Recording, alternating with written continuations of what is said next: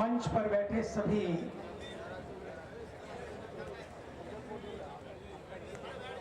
मेरे आदरणीय, जिनका नाम इस देश की एक ऐसी शख्सियत और एक ऐसी हस्ती सैयद मोहम्मद मदनी साहब ने सबके नाम लिए। समय की मर्यादा है क्योंकि हमें भी फ्लाइट भी पकड़नी है दोनों को और वापस दिल्ली पहुंचना है। सबका नाम ना लेते हुए मंच पर जितने इस देश, इस वतन, इस कौम और इस कौमी एकता को जो सबसे पहले सलाम करते हैं, उन सब रहनुमाओं को मैं सलाम करता हूं। पश्चिम बंगाल और बिहार के सभी मिनिस्टर्स, एमएलएस, सभासद और मेरे सामने बैठे हुए मेरे देश के, मेरे वतन के कौमी एकता में विश्वास रखने वाले सभी नौजवान भाइयों और बुजुर्गों, सबसे पहले तो मैं एक बात कहना चाहता हूं। किशनगंज और इसके आसपास के रहने वाले लोगों ने केवल आज ही नहीं, कुछ दिन पहले की घटनाओं के आसपास नहीं, बल्कि सदियों से, जब से वो यहाँ पर हैं, एक मिसाल कायम की है अमन की, एक मिसाल कायम की है कौमी एकता की। कहीं झगड़ा हुआ हो लेकिन किशनगंज में कभी झगड़ा नहीं हुआ। जोरदार तालियों से एक दूसरे का अभिनंदन करें आप लोग। सच माने अल्लाह ताला की सबसे बड़ी इबादत है जब आप अमन को कायम रखते हैं। दूसरी बात, जब हमारे देश के प्रधानमंत्री को 20 बार मन की बात में एक बात को कहना पड़ा, वो इस बात को कहना पड़ा जो अक्सर जल्दी नहीं कहते हैं।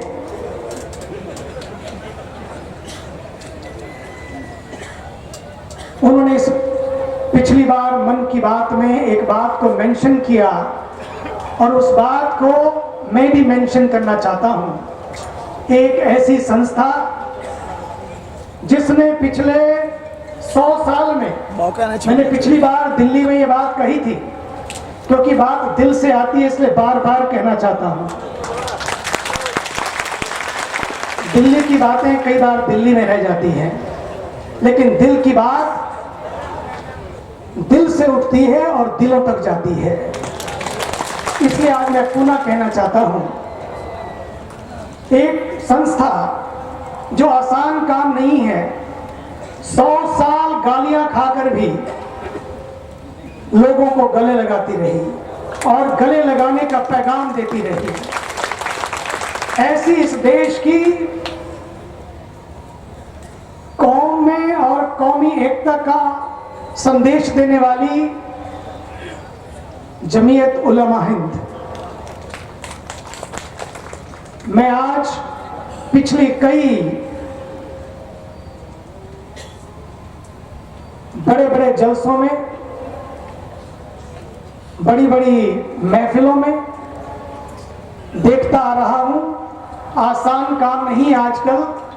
ये वो लोग बैठे हैं सामने जो भाड़े के ट्रक पर बिठाकर नहीं लाए गए। ये वो लोग बैठे हैं सामने जो भावनाओं के रथों पर सवार होकर आए हैं। ये वो लोग बैठे हैं सामने जो कौमी एकता को, ये वो लोग हैं जो अपने वतन को प्यार करने वाले लोग हैं। और सच मानिए, जब तक आप इस तस्वीर को जिंदा रखेंगे, ये भारत जिंदा रहेगा, ये हिंदुस्तान जिंदा रहेगा। और सच मानिए तो ये हिंदुस्तान की सच्ची तस्वीर है और यही हिंदुस्तान की सच्ची तकदीर है। इसको बनाए रखिए। इसलिए मैं किशनगंज में रहने वालों को विशेषकर संदेश देना चाहता हूं कि सचमुच आपने बहुत चीजों की कुर्बानी दी, लेकिन शांति की, अमन की कुर्बानी नहीं होने दी। यही सच्चा इस्लाम है, यही तो शरीयत है कि हम अपनी शराफत को बचा कर रखें। गुलों ने खारों के छेड़ने पर सिवा खामोशी के दम न मारा। गुलों ने कांटों के छेड़ने पर, गुलों ने खारों के छेड़ने पर सिवा खामोशी के दम न मारा। शरीफ अगर उलझे किसी से तो फिर शराफत कहां बचेगी। शरीयत को संभाल कर रखिए और शराफत को संभाल कर रखिए। यही शराफत है जो पूरे बिहार से, केवल बिहार में नहीं बल्कि पूरे वतन में बहार लाने का संदेश देगी। अगर बिहार हो या बंगाल हो या पूरा वतन हो, सच मानिए ये बाहर से बाहर नहीं आएगी, वो बिहार से ही बाहर का संदेश जाएगा और पूरे वतन से, पूरे मुल्क से, पूरे विश्व में जाएगा। आज भारत के मुसलमान जिनकी बात हमारे काबिल एहतराम, मेरे दिल के करीब आदरणीय श्री सैयद मौलाना महमूद बदरी साहब ने कही, सच मानिए अल्लाह को वही लोग प्यारे लगते हैं जो नेक रास्तों पर चलते हैं, जो नेक नीति से चलते हैं। अल्लाह को वही प्यारे हैं जो लोग अपनी शरीयत के अनुसार अपनी शराफत को संभाल कर रखते हैं, अपने धर्म को संभाल कर रखते हैं। सच मानिए नेकी करने के लिए पहलवान होने की जरूरत नहीं है कि पहलवान जो बन गया वो नेकी कर सकता है, नेकी के रास्ते पर चल सकता है, ऐसा जरूरी नहीं है। बल्कि नेकी करने के लिए तो एक केवल इंसान बनना काफी है। किशनगंज के लोगों, आप अपने छोटे छोटे कामों से आपने कोशिश नहीं की हम जमींदार बने, लेकिन आपने एक कोशिश जरूर की कि इस्लाम के रास्ते पर चलते हुए हम जमींदार बने। जमींदार बन सके कि ना बन सके, लेकिन जमींदार बनिए। जिसका जमीर जिंदा है उसके पास जमीन थोड़ी भी हो, तभी काबिल एहतराम मौलाना मदनी साहब कह रहे थे ये देश बादशाहों ने नहीं बनाया, ये देश तो फकीरों ने बनाया है। इसलिए इस देश के लोगों ने फकीरों को सलाम किया है, फकीरों से दुआ मांगी है। बादशाह तो खुद फकीरों के कदमों में बैठे रहते थे। इसलिए इस देश ने किसी कसाब का सम्मान नहीं किया बल्कि कलाम का सम्मान किया है। काश इस देश में हजारों कलाम पैदा हों। क्या फर्क पड़ता है कि किस मजहब में धर्म उन्होंने जन्म लिया हो। सच्चा मजहब तो इंसानियत है। उसने इंसानियत की रोशनी दिखाई। उन्होंने कहा कि 90% लोग आज अगर वोटिंग हो जाए तो कलाम को वोट देंगे।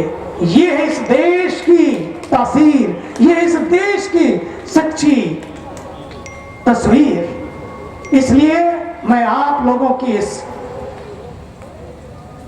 जमीर को सलाम करता हूं। बनाए रखिए, पूरे विश्व को संदेश देते रहिए। इसलिए किशन भी है और गंज भी है। ये किशनगंज पूरे देश की तस्वीर है। ये किशनगंज पूरे वतन की तस्वीर है। कहीं कुछ भी हो, हमें आसनसोल जैसा इमाम चाहिए। इमाम थे, इमाम हैं, और आज के जवानों को चाहिए क्या है? एक इमाम की छोटी सी चिंगारी। यही तो जवानों को चाहिए। लेकिन चिंगारी थोड़ी देर के लिए जल तो सकती है, लेकिन हमारे वतन की रोशनी नहीं बन सकती। और जो उन्होंने रोशनी खड़ी की, इस एक मिसाल पर मेरा बेटा तो चला गया, मेरे जिगर का टुकड़ा तो चला गया, लेकिन मैं अपने वतन के टुकड़े नहीं होने दूंगा। मेरा बेटा तो चला गया, लेकिन मैं दूसरे के बच्चों की बोटी बोटी नहीं कटने दूंगा। आज हम अपने बेटे के लिए बोटियां काट देते हैं कई बार। वो इस्लाम नहीं हो सकता। ये इस्लाम है, ये इमामियत है, ये इबादत है कि मेरा बेटा, वो भी रामनवमी के जुलूस में। काश अपने मुल्क में ऐसी फिजा बने, काश अपने मुल्क में ऐसी फिजा बने, मंदिर भी यदि गिरे तो दर्द मुसलमान को भी हो। नापाक नापाक होने पाए ना मस्जिद की आबरू, नापाक होने पाए ना मस्जिद की आबरू, ये ध्यान मंदिरों के निगहबान को भी हो। काश हम इस फिजा को, इस देश की समझ सकते, काश हम इस देश की इस फिजा को बचा कर रख सके, वही हिंदुस्तान होगा। अभी तलाक की बात चल रही थी, मुझे तो लगता है कि तलाक को नहीं, तालीम को तवज्जो दें हम। मैं तो कहना चाहता हूं तलाक को भी तलाक दें। ये आज की पंच लाइन होनी चाहिए हमारे दिलों में, तलाक को दे तलाक। आप सोचिए तो सही, जिसको आप तलाक देते हैं उसका दिल टूट जाता है, और किसी का दिल तोड़कर, किसी को बेवा बनाकर, क्या आप सोचते हैं अल्लाह ताला खुश होते होंगे? जिसने हमें रोशनी दी, जिसने आपको जीवन दिया, जन्म दिया, जिसने जन्नत के रास्ते खोले, हम उसे जहन्नुम में पहुंचा देते हैं जीते जी। अगर तलाक आपको मिलता और आप औरत होते तो आप उस दर्द को समझ सकते हैं। तलाक को दे तलाक।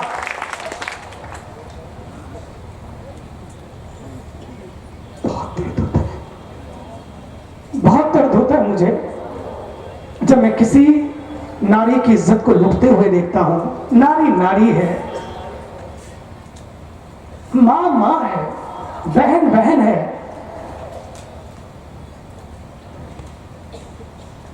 एक कसम खाएं आज, चाहे कुछ भी हो जाए, हमें कसाब के रास्ते पर चलकर इस्लाम को बदनाम नहीं करना, बल्कि कलाम के रास्ते पर चलकर इस्लाम को हमेशा हमेशा के लिए इस देश में नहीं बल्कि पूरे विश्व में एक पैगाम देना है कि इस्लाम शांति का प्रतीक है। थोड़े से भटके हुए लोग यदि आईएसआईएस में चले जाते हैं, जमीयत उलामा हिंद उनका साथ नहीं देती है। ये वो मंच है जो मंच से बोलता है, वही मन से बोलता है। कई बार हम मंच से तो कुछ और बोलते हैं, मन से कुछ और बोलते हैं, लेकिन ये एक ऐसा मंच है जिससे मंच से भी बोला और मन से भी बोला, उस दोनों में हार्मनी दिखी, उन दोनों में एकता दिखी। बात केवल मंच से एकता की नहीं है, बात मन से एकता की है और मंच से भी एकता की है। इसलिए आइए इस देश में ऐसे पैगाम देने वालों को, बात आसनसोल की हो या उन दो जहाजों की हो जिसके बारे में हमारे पश्चिम बंगाल के एमपी कह रहे थे, बिहार के चलो बिहार के, तभी बिहार से बाहर आ सकती है। उन्होंने एक बात कही, बात ये दो जहाजों की नहीं है, ये बात जो दो जहनों की है। हमारे जहन में क्या है, जहाज तो उतरेंगे और उड़ते रहेंगे, लेकिन जहन में जो बात बैठ जाती है वो हमेशा के लिए बैठ जाती है। जहन से जो बात, जो कल्चर निकलता है, उस कल्चर को हम सदा जिंदा रखें। उन हिंदू बच्चों ने जब उनको उन लाशों को उठाया, मुझे अभी भी कह रहे थे यही तो हिंदुस्तान की तस्वीर है। मुझे याद है जब सुनामी की लहरें ने सबको अपने आगोश में ले लिया और हजारों हजारों लोग मर गए। उस समय मुझे भी वहां जाने का मौका मिला। करने का मौका मिला। तो जब मैं वहां देखने गया, 30,000 परिवारों के लिए किचन, रसोई, लोगों के लिए घर, सब चीजें होने के बाद मुझे पता लगा कि लोग दरिया में नहीं जा रहे हैं। मैंने पता लगा क्यों? बोले कि भगवान ने हमारे साथ धोखा किया है। God has betrayed us। अब दरिया में नहीं जाएंगे। मैंने कहा जो दया का सागर है वो धोखा नहीं दे सकता, चाहे वो अल्लाह हो, गॉड हो या परमात्मा हो, वो तो दया का सागर है। उसको तो हम रहम का सागर मानते हैं, कैसे वो तुम्हें धोखा दे सकता है। खैर बात बड़ी लंबी है, समय कम है, मैं उस ओर नहीं जाऊंगा। तो मैंने उनको समझाया, लेकर गए, देखा तो सबकी बोट, क्योंकि लोग मछली मांगने लगे। जब हम खाना खिलाने गए, हमने कहा मछली मैं नहीं दे सकता क्योंकि मैं शाकाहारी हूं, हम मछली नहीं सर्व करेंगे। अगर तुम्हें मछली चाहिए तो दरिया में जाओ, अपनी नौका को संभालो। बोले नौकाएं टूटी हैं, तो मैंने कहा नौका को जोड़ देंगे। इंजीनियर्स को बुलाया, रात दिन काम शुरू, और 7 दिन में करीब 100 नौकाएं तैयार हो गई। जब जाने का समय आया और नौका को मैं देखने गया, ये पते की बात है, ये नुक्ते की बात है। इस नुक्ते को ध्यान से सुनिए, आज इन्हीं नुक्तों की जरूरत है। जब मैं गया, बोटों को रिपेयर होने से पहले, उन नौकाओं को रिपेयर होने से पहले उनकी मरम्मत हो, तो मुझे लगता है कि एक और बात की मरम्मत होने की जरूरत है। तो जब मैं आगे बढ़ा तो मैंने कहा कि ये बोट सबसे ज्यादा टूटी हुई है। मेरे पास चाक था, मैंने कहा लिखो नंबर 1। मैंने उसको नंबर 1 लिखा। तो तुरंत पीछे से कोई बोला ये मुसलमान की है, ये मुसलमान की है। तो मैंने कहा तो क्या हुआ? दूसरी बोट थी, उसने कहा ये भी मुसलमान की। मैं लिखो नंबर 2। हमने तो वोटों को भी मुसलमान और हिंदू की वोट बना दिया। वोट के लिए हमने वोट को भी मुसलमान और हिंदू बना दिया। मैंने कहा लिखो नंबर 1, और सबसे पहले उसकी मरम्मत हुई। आज उन दिमागों की मरम्मत होने की जरूरत है जो वोटों को भी वोटों के लिए मुसलमान और हिंदू बना देते हैं। हमारे आदरणीय मौलाना महमूद मदनी साहब, अंतिम बात, क्योंकि समय की मर्यादा है। मैं जब सबके लिए हमारे आदरणीय अध्यक्ष महोदय दुआ करेंगे, मैं चाहता हूं तब तक के लिए सब लोग इसी तरह से बैठे रहेंगे, शांत। जब कच्छ में, गुजरात में भूकंप आया, हकीमुद्दीन साहब मुझे बता रहे थे, हकीमुद्दीन साहब मुझे बता रहे थे, जब वहां पर बाढ़ आई और वहां पर तूफान आया, वहां पर भूकंप आया, जलजला बोलते हैं, जलजला आया तो बहुत कुछ ले गया वो अपने साथ।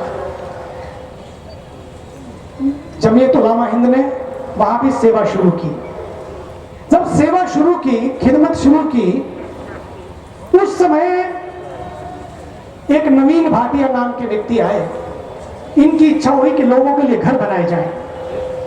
लोगों के घर बनाने के लिए जमीन की जरूरत थी, और एक नवीन भाटिया नाम के व्यक्ति सामने आए और उन्होंने कहा जितनी जमीन आपको चाहिए लोगों के लिए घर बनाइए, हमारे मुसलमान भाइयों के लिए घर बनाइए। बात तो इंसानियत की है। जितनी जमीन चाहिए आप नाप लीजिए। उनके पास बहुत बड़ी जमीन थी। जितनी जमीन आपको चाहिए नाप लीजिए। इन्होंने पूछा हकीमुद्दीन साहब से कितनी जमीन थी? उन्होंने कहा 12 एकड़। तो बोले बस हमें 12 एकड़ चाहिए। तो उसने कहा नहीं, यहाँ तो सैकड़ों एकड़ है। हमारे संतोषी मौलाना आदरणीय मदनी साहब, उन्होंने कहा हमें इतनी जरूरत नहीं है, इतनी ही चाहिए। और उन्होंने 12 एकड़ जमीन ली, एक नवीन भाटिया ने दी और सबके घर बने। बात एकड़ की नहीं है, बात पकड़ की है। एकड़ तो कितने भी हो सकते हैं। कई बार लोग एकड़ तो इकट्ठे कर लेते हैं लेकिन पकड़ ढीली हो जाती है। यही होता रहा है आज तक। हम एकड़ों को इकट्ठा किया और अपनी पकड़ को ढीली होने दिया। सच मानिए, आपकी पकड़ तभी मजबूत रहेगी जब आप अल्लाह के बंदे बनकर रहेंगे। आपकी पकड़ तभी मजबूत रहेगी जब आप अपनी शरीयत को संभाल कर रखेंगे। आपकी पकड़ तभी मजबूत रहेगी जब आप अपनी शराफत को, इंसानियत को संभाल कर रखेंगे। दर्द दिल के वास्ते पैदा किया इंसान को, वरना ताज के लिए कुछ करना थे करूबियां। यही है इबादत, यही दीन दुनिया, करे प्रेम दुनिया में इंसान से इंसान। बहुत जरूरी है। मैं आज जमीयत उलमा हिंद के 100 साल जब पूरे होने जा रहे हैं, हमारे आदरणीय मदनी साहब ने तो आपको निमंत्रण दिया, मैं आपको भी आज निमंत्रण देता हूं, क्योंकि हमारा इलाका है वो। मैं आपको निमंत्रण देता हूं, आप सब वहां पर आइए और 22, 23, 24 फरवरी को संसार को दिखना चाहिए कि भारत का नहीं बल्कि दुनिया का हर इंसान, जिसको आप मुसलमान कहते हैं, जो शरीयत का पालने वाला है, जो शराफत के रास्ते पर चलने वाला है, जो अल्लाह ताला को अपना सब कुछ मानने वाला है, वहां पर मौजूद है, फिर भी शांति है। कौन कहता है इतने सारे लोग बैठे हों? आप लंदन में, अमेरिका में करके दिखाइए ये फंक्शन, जितने आप बैठे उससे ज्यादा पुलिस खड़ी होगी शांति के नाम पर। उनको शंका है, शिकवा है, शक है कि झगड़ा जरूर होगा। आज हमें इन शिकवों को, इन शंकाओं को, इस शक को, इस शुबा को दूर करना होगा। इस के माध्यम से लोग मुझे कहते हैं कि जब भी कोई घटना घटती है तो उसमें नाम मुसलमान का आता है। मैंने कहा वो मुसलमान नहीं हो सकता। मुसलमान ये हैं, ये देखिए, ये बैठे हैं, घंटों हो गए हैं, हमारे ऊपर तो पंखे भी चल रहे हैं, वहां तो पंखा भी नहीं है, लेकिन उनके दिलों में पंखे चल रहे हैं इस वतन के लिए, ठंडी हवा देने के लिए, ठंडे झोंके देने के लिए। और सच मानिए तो यही इस देश की तस्वीर है। जब तक ये भाईचारा, जब तक ये शांति, इबादत भैया ना तो शो है ना शोर है, इबादत तो शांति का नाम है। शो का नाम इबादत नहीं है, शोर का नाम इबादत नहीं है, इबादत तो शांति का नाम है। और हम हरियाली चारों तरफ मैं देख रहा हूं, इस हरियाली के बीच में हम बैठे हैं। सच मानिए, यदि आप चाहते हैं इस देश में खुशहाली बनी रहे, इस देश में हरियाली बनी रहे, हरी और अली के मानने वाले लोगों को मिलकर काम करना होगा, तब जाकर इस देश की हरियाली कायम रहेगी। बहुत सारी बातें हैं मन में, बहुत सारे शेर हैं मन में पढ़ने को। शेर वो है जो लोगों को शेर बनाते हैं। शेर इसलिए पढ़े जाते हैं जो लोगों को शेर बनाते हैं। मैं कहता हूं वो और होंगे जो छोड़ गए वतन को, वो और होंगे जो छोड़ गए वतन को। हमें फक्र है कि हम हिंदुस्तान में रहते हैं। ऐसा हिंदुस्तान जिसकी बात हमारे काबिल एहतराम सैयद मौलाना मदनी साहब ने की। सच मानिए, ये वो वतन है जो पूरे विश्व को ठंडी हवा के झोंके दे सकता है, जो जन्नत की तस्वीर पैदा कर सकता है।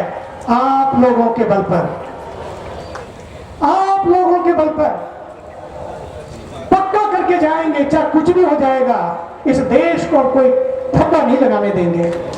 ये हमारी जिम्मेदारी होगी। 2-4 लोग अगर कुछ करते भी हैं, उनके लिए भी हम खड़े होकर जोर से कहेंगे ये इस्लाम नहीं है, ये शरीयत नहीं है। इस्लाम और शरीयत तो वो है जो शांति का, अमन का पैगाम देते हैं। जोरदार तालियों से हमारे आदरणीय मौलाना साहब के लिए, जमीयत उलमा हिंद के लिए और इस पैगाम के लिए मैं आपका फिर वापस शुक्रिया करता हूं। आपने बहुत शांति से सुना। मैं दिल से आपको प्यार करता हूं, इस वतन को प्यार करता हूं, वतन से प्यार करने वालों को प्यार करता हूं। शुक्रिया। धन्यवाद।